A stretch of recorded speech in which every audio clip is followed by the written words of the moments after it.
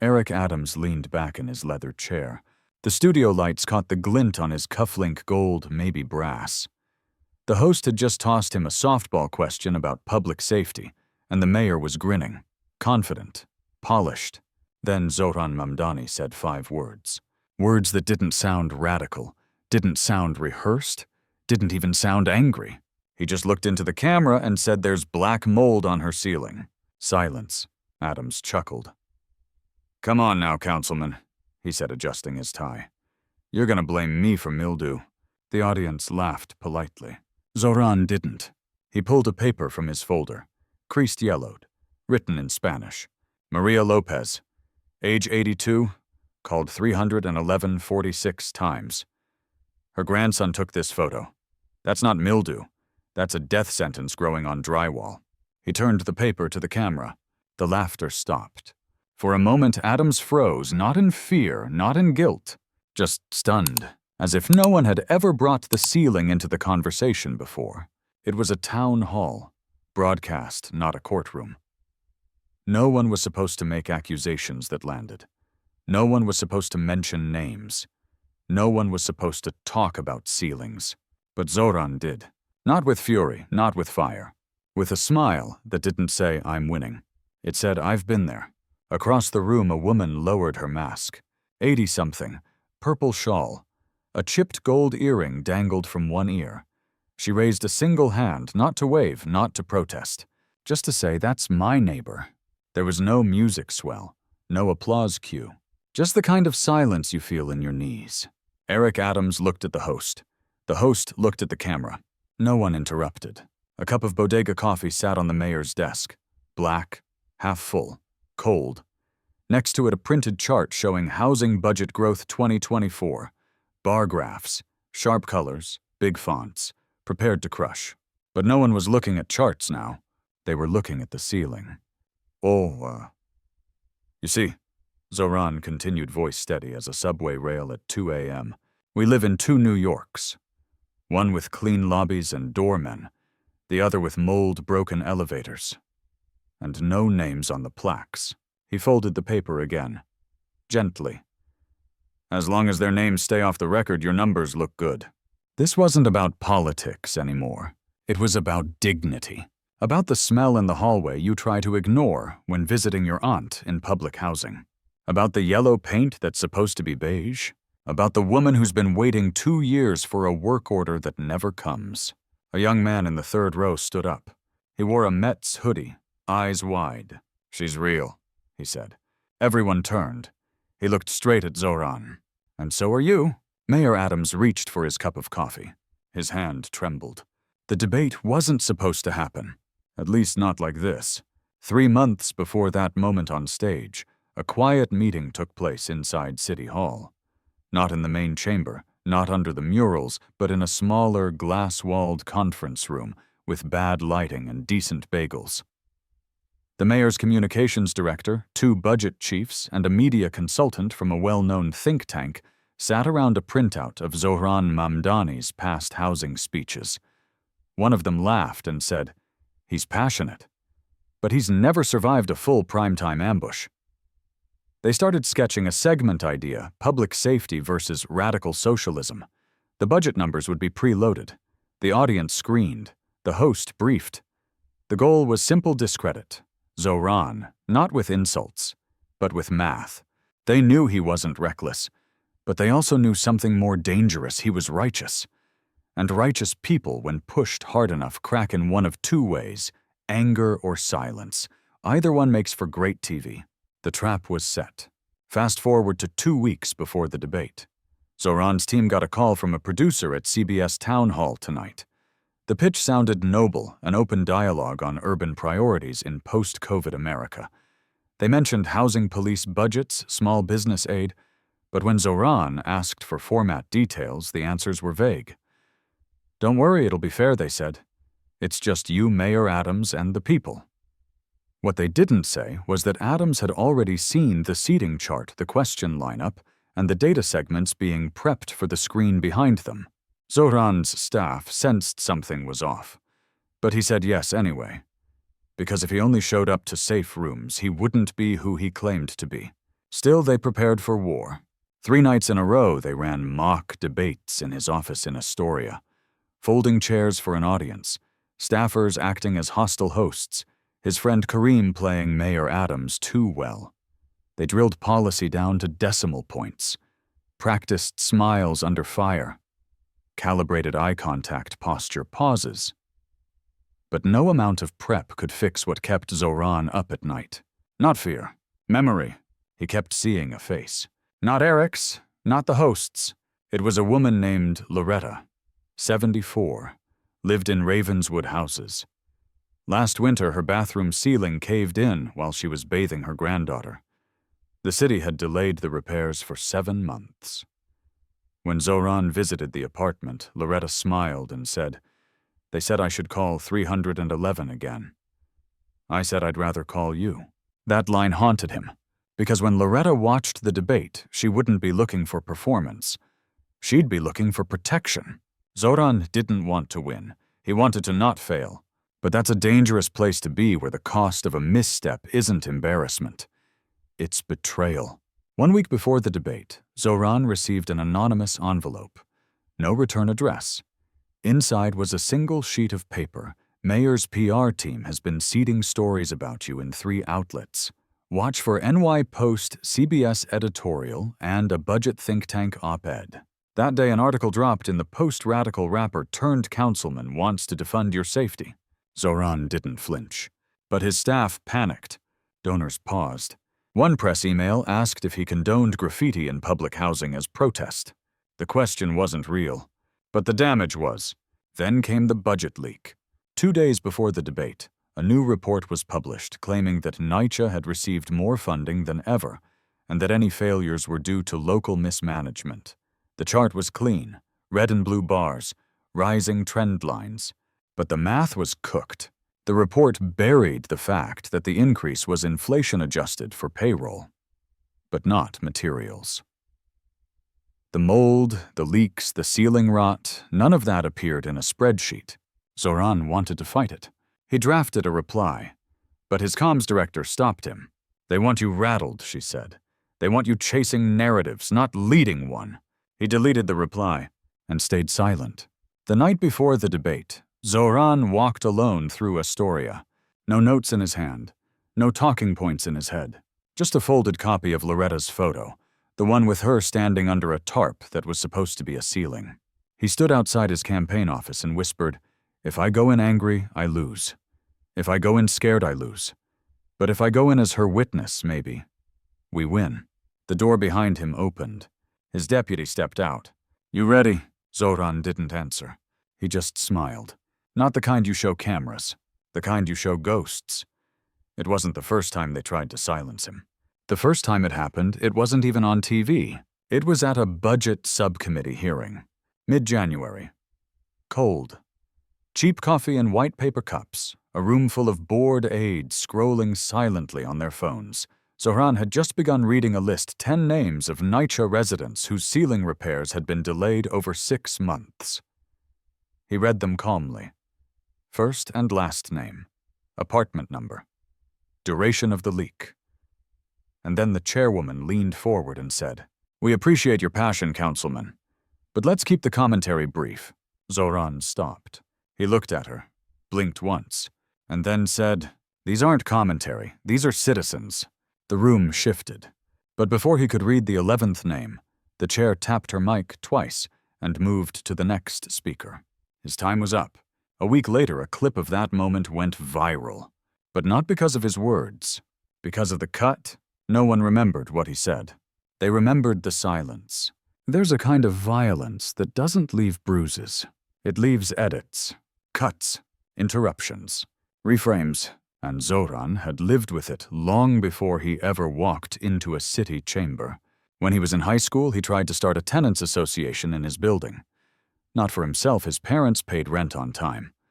The walls didn't leak, but for the 2 elderly sisters across the hall, who hadn't had working heat for 3 winters. He printed flyers, spoke to neighbors, wrote a petition.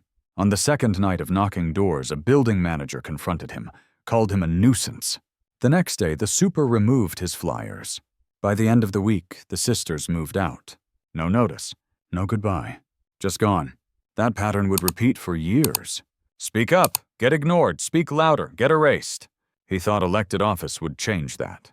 It didn't. 6 months into his term, he proposed a resolution that would force the city to disclose wait times on all public housing maintenance requests. It wasn't radical. It was transparency. But the resolution died in committee. No vote, no floor debate, just filed under further review. He asked why. A colleague shrugged and said, "You want war with the budget office over spreadsheets." That line stuck, because spreadsheets weren't the problem. What they hid was, there was one hearing he would never forget. It was about increasing police presence in public housing complexes. A deputy commissioner presented a slide deck, burglaries, assaults, statistics, all wrapped in jargon. When Zohran asked about mold and maintenance, the room shifted uncomfortably. "That's not relevant to this committee," the chair said. Zohran replied, "Do you know how many residents have told me they're more afraid of the ceiling collapsing than of being robbed?" She banged the gavel. "That's anecdotal." But it wasn't. It was real. It was rotting. It was killing. And it wasn't allowed on the record. Even the press didn't know what to do with him. He didn't fit the mold. Too soft-spoken to be a firebrand. Too radical to be a centrist darling. Too brown to be neutral. Too Muslim to be ignored. They called him idealistic. They called him earnest. They called him everything but prepared. But he was. At one point, he stopped giving interviews. He focused on the district, on showing up not for the cameras, but for the ceilings. He knew the press would never cover mold. But he also knew mold didn't care. It grew anyway. One evening, after a long day of tenant meetings, he walked past a newsstand. There, on the cover of a glossy magazine, was a glowing profile of the mayor, Eric Adams, a mayor for all seasons. He smiled, flipped it over. Inside, no mention of housing, no mention of NYCHA, no mention of anything 70,000 people in Queens were living through. That night, he wrote one sentence in his notebook. "The page doesn't see us, but the wall does." In the weeks leading up to the televised debate, his team urged him to prepare punchlines, clapbacks, sound bites. But he refused. He didn't want to be remembered for wit. He wanted to be remembered for something else. Something quieter, something that couldn't be cut off mid-sentence. So when the cameras rolled and the lights turned hot, he sat up straight, smiled, not because he was confident, but because he was ready to speak slowly, so no one could say they didn't hear. Mayor Adams was prepared. That much was obvious. The moment the host asked about the housing budget, he leaned forward, licked his finger, and flipped to a chart already waiting on the table. Bright red bars. Clear upward trend. Since taking office, he began, we've increased funding for NYCHA repairs by 18%. That's not a promise. That's a receipt. The crowd murmured approvingly. He tapped the paper. And when people say we're neglecting housing, I say, show me where the money didn't go. Zohran didn't move. The host turned to him. Councilman Mamdani, your response. He looked down. No folder. No documents. Just one photo creased, faded, folded twice. He didn't lift it yet. Instead, he said quietly, "You ever been inside apartment 5G in Queensbridge South?" Adams blinked. The host shook his head. Zohran continued, "There's a hallway light that flickers, a ceiling that sweats, a floor that sinks just enough to trap a child's wheelchair. The woman who lives there, her name's Carmen, uses a plastic bucket to catch the leak above her stove. Every night. She wakes up at 3 a.m. to dump it out so her kids can eat breakfast next to a dry wall." Silence. No one puts that in a spreadsheet. The camera zoomed in. Adams shifted in his seat. "That's unfortunate," he replied. "But we can't run policy on anecdotes." Zohran nodded. "You're right," he said. "We shouldn't." He finally unfolded the photo. It showed Carmen, gray tank top, cheek hollowed, holding her youngest son standing under a tarp duct-taped to the ceiling. Then he turned it over. Written in blue pen, "I don't need a hero. I need a plumber." Zohran didn't raise his voice, didn't gesture, didn't even look at the crowd. He looked at Adams and said, "You gave them money, but you didn't give them names." The audience didn't clap. Not yet. They weren't sure if it was okay. Because this wasn't a zinger. It wasn't a takedown. It was something worse. It was a truth no one wanted to inherit. Mayor Adams reached for his stats again. "Councilman," he said a little sharper now, "we've processed over 13,000 work orders this year. We've streamlined inspections. We've digitized reporting. It's not perfect, but it's progress." Zohran nodded again, then asked, "How many of those orders fixed mold?" Adams paused. "How many ceilings got patched?" No answer. "How many people still have to sleep on the couch because their bedroom smells like swamp water?" Still silence. Zohran let the moment hang. He turned to the camera, then back to the mayor. "You see, this isn't a war between progressives and pragmatists. It's a war between statistics and stoves, between line items and leaky roofs, between bar charts and buckets. You can track spending all you want, but you can't track the smell of mildew, or the sound it makes when a child whispers, 'Is it gonna fall tonight?'" The room got quiet, but not soft. Heavy, weighted. You could hear the tension settle into the floor. Zohran sat back in his chair, folded the photo again, tucked it in his pocket. "I don't need to win a point," he said. "I just need someone in apartment 5G to know that we saw her." Then the audience clapped. Not loud, not wild, but real. Sharp, hand-slapping, not out of theater, but relief. The kind that comes when someone finally says what's been stuck in your throat for years. Adams tried to recover. He smiled, tight-toothy, too late. But the tempo had shifted. He was holding numbers. Zohran was holding names. And the crowd, they were holding their breath. "You know what this is, right?" The host leaned forward, eyes gleaming like a man ready to break news. "This," he said, waving toward Zohran, "is the face of what they're calling the new socialist wave in America." The screen behind them flashed. A headline from the New York Post, Councilman Mamdani. The Bronx's AOC. Another from Daily News, from protest to power and back again. Then the host smiled. "Let's be real here. Isn't your vision for New York just a little extreme?" Zohran tilted his head. He didn't blink, didn't look to the audience, didn't fumble. He just asked, "Extreme compared to what?" The host looked briefly caught off guard. To law and order? To fiscal responsibility? To the way cities are supposed to function? Adams jumped in. "You want free housing, free transit, and now what, free breakfast for everyone?" He chuckled. "I mean, at some point, Councilman, we have to acknowledge reality."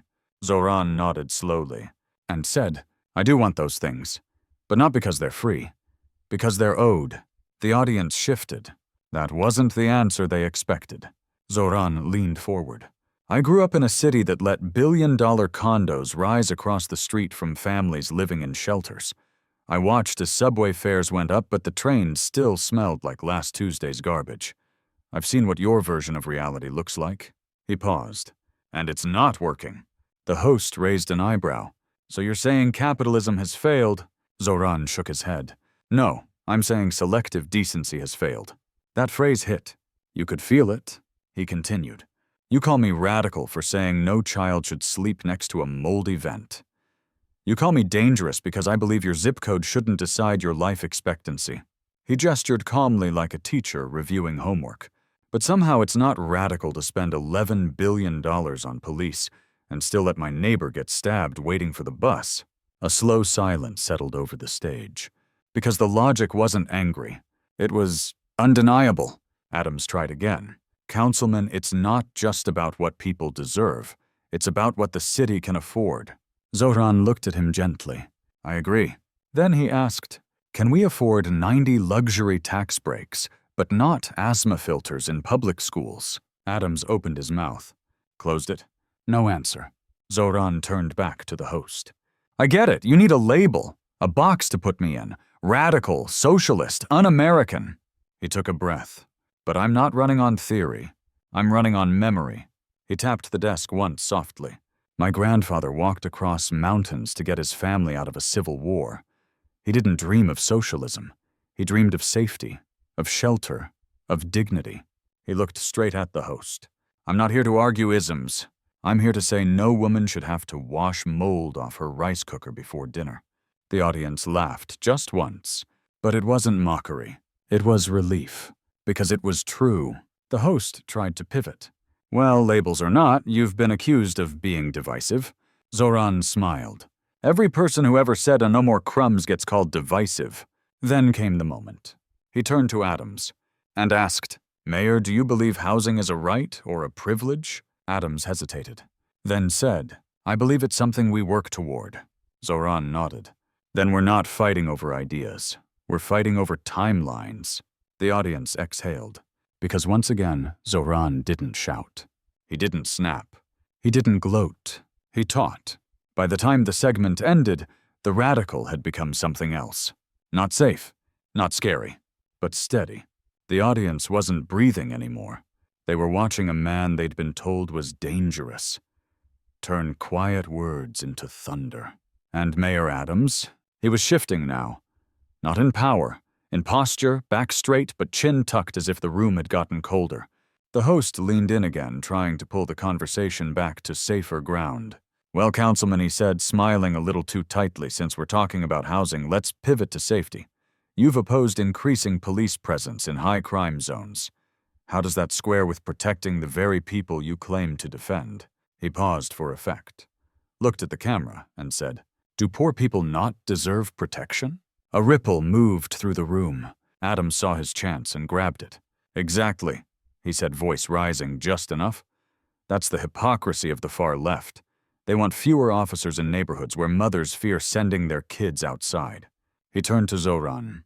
You don't live in fear, they do. A soft stir of nods moved through the back row, and for a moment it looked like the tide might turn. Then came a voice.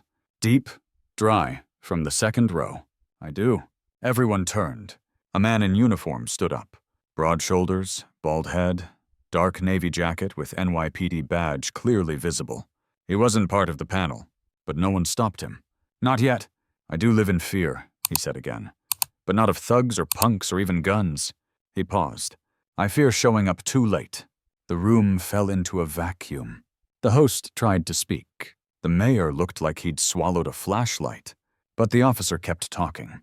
I've been on the force 18 years. I've walked through stairwells with piss on the walls and kids sleeping on broken mattresses. I've seen old women answer the door with oxygen tanks and rat traps under their couches. He looked at Zohran. I've read your name on flyers. Thought you were just another suit. But I've also seen what happens when a ceiling caves in on a 10-year-old boy trying to do homework. His voice cracked. Not loud, just human. So no, I don't agree with everything you say, but I agree with this. If you're not fixing what people sleep under, then all the patrol cars in the world won't matter. Someone gasped. It wasn't staged. It was shock, because a cop had just backed a socialist on live television. Adams looked rattled now. You're out of line. Officer, what's your name? The man nodded respectfully. Martinez, beat cop, South Bronx. Adams forced a chuckle. Well, Officer Martinez, your department has received record funding this year. Isn't that progress? Martinez smiled. I've got new boots, but Mrs. Delgado still has mushrooms growing in her closet. He turned to the audience. You tell me what counts. The host looked like someone had unplugged his earpiece. Zohran.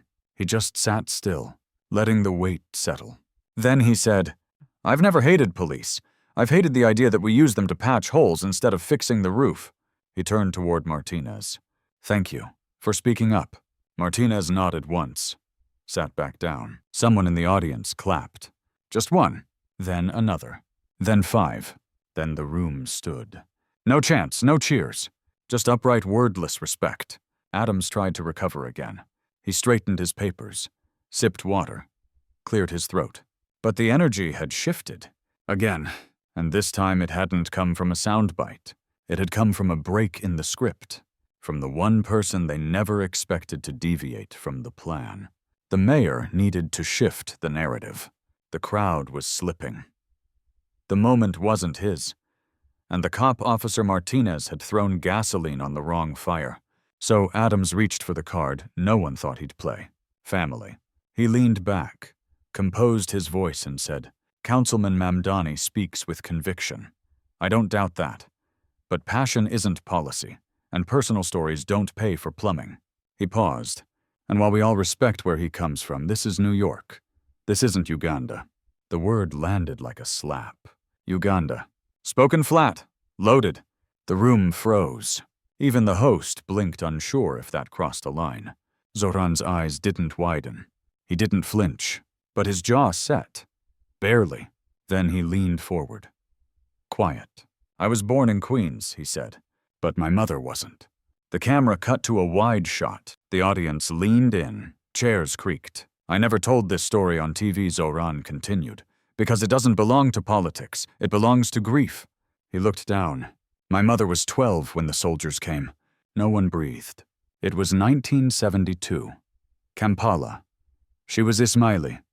Her neighbors were Sikh. Her father worked in a shoe store. The audience was still. She remembers the silence first. Not the gunfire, not the shouting, just silence. The kind that comes when people realize their passports are now prison sentences. She hid under a bed for 7 hours. She watched a neighbor dragged into the street because he had a British accent. She learned at 12 that survival isn't noble. It's luck dressed as stillness. His voice did not crack. It sharpened. You say this isn't Uganda. You're right. Because in Uganda, no one asked if housing was a right. They were too busy running. The audience felt it. Not drama. Not applause. Weight. The kind that chokes the throat and makes the spine straighten. Zohran continued. My mother made it to Kenya, then London, then finally Queens. He folded his hands together. She never asked the city for favors. But she did ask one thing. He looked into the lens. She asked that no child here ever sleep on the floor out of fear. He paused, then asked, Is that socialism? He didn't smile, didn't blink. Just let the question sit. The host cleared his throat. Adams opened his mouth, then shut it. Because no data point can fight history told in whispers, and no campaign line survives a child hiding under a bed. Zohran leaned back in his chair, hands clasped. Still, silent, centered. I didn't become a housing activist because I hated landlords, he said. I became one because I love walls that don't shake. Somewhere in the second row, a woman wiped her cheek. A man near the back leaned forward, elbows on knees, lips pressed shut. The mayor was no longer debating. He was surviving. And Zohran, he was channeling something deeper than ideology. Legacy. Blood that fled bombs and built bookshelves. Hands that once trembled now held microphones. He turned back to Adams. I don't want pity. I want plumbing. I don't want your nods. I want your blueprint. He paused. I don't need you to like me. I need you to hear my mother. And in that moment on that stage, no one saw a radical. No one saw a socialist. They saw a son, and behind him a bed, and under it a girl, still breathing. The silence after Zohran's last words wasn't empty. It was charged, like the air before a thunderclap. The host sat frozen, blinking like a man who had missed his cue. Mayor Adams stared down at his note cards, suddenly meaningless. Even the stage lights seemed dimmer, as if the story had shifted without asking for permission. Then something strange happened. The camera didn't stay on the politicians. It moved, slow, deliberate, toward the crowd. A woman in the third row stood up. No mic, no spotlight, just a hand raised halfway in the air. She said, I'm from Brownsville. Her voice was calm, even. My mom died waiting for a transfer out of a mold-infested unit. They told us she was 78th on the list. I used to think we just weren't lucky. She turned to Adams. You made me feel like that was our fault. A man in a postal uniform stood next. I fix mailboxes all over this damn city. I've seen rats fatter than cats. You think we don't notice? You think we don't care? He looked at Zohran. You don't talk like a politician. He paused. That's why I believe you. Then a teacher rose. A janitor. A nurse. One by one, the room transformed. From audience to archive. From silence to statement. From data point to democracy. And none of them were yelling. No chants. No slogans. Just stories. Dry, specific, real. I'm not a socialist, one man said. I'm just tired of cleaning mushrooms off my ceiling. I don't need free stuff, a woman added. I just need someone to admit that being poor shouldn't mean being disposable. My son has asthma, another whispered. The ER knows his name. The mayor looked stunned. Not angry, not defensive, just misplaced. Like a man who walked into a room thinking it was his and realizing he's just a guest. The host tried to regain control. Well, we thank everyone for their passionate, but his voice was drowned out. Not by shouting, by standing, row after row. No one told them to. No one led them. They just stood. The camera swept wide. You could see the crew frozen at their posts. You could see interns near the exits, eyes wide, mouths slightly open. You could see America. Not the one in polls, not the one in headlines, the one in ceilings, in basements, in leases they didn't write, and laws they didn't ask for. And Zohran, he didn't stand. He didn't speak. He just looked around. His eyes didn't say, "I won." They said, "You spoke." Adams cleared his throat, tried one last line. "Well, Councilman, you certainly know how to put on a show." A man in the back responded. "No, he knows how to listen." And that was it. That was the end of the debate. Not when the clock ran out. Not when the host thanked the sponsors. Not when the credits rolled. It ended when power left the stage and entered the seats. The stage was empty. The lights had dimmed, but the echo hadn't. It clung to the walls like humidity, like mold, like memory. Not a sound, but something stayed. A question that refused to unask itself. What if this wasn't about housing? What if it was about recognition? Not for the man behind the mic, but for the woman under the tarp. For the boy with the inhaler. For the old man too proud to admit the floorboards were soft and wet and smelled like rusted time. That night the clips would go viral. Not because Zohran raised his voice, but because he didn't. Because he let others rise instead. In every political debate, someone wins. Someone spins. Someone walks away with a headline and a fundraising bump. But that night, no one remembered the closing arguments. They remembered the silence, the pause, the weight of a photo folded twice. The host's voice didn't matter. The studio lights didn't matter. Even the mayor, despite all his posture and polish, faded like a forgotten commercial. What mattered was what the janitor said, what the nurse said, what the woman from Brownsville said. Because for once their pain didn't get edited out. Zohran sat backstage alone after the cameras stopped. No staff, no strategist, just his hands. They were shaking. Not from fear, from the pressure of holding too many names in one body. He looked down at the photo again, the one of Carmen, then took out something else. A small paper note, handwritten, creased.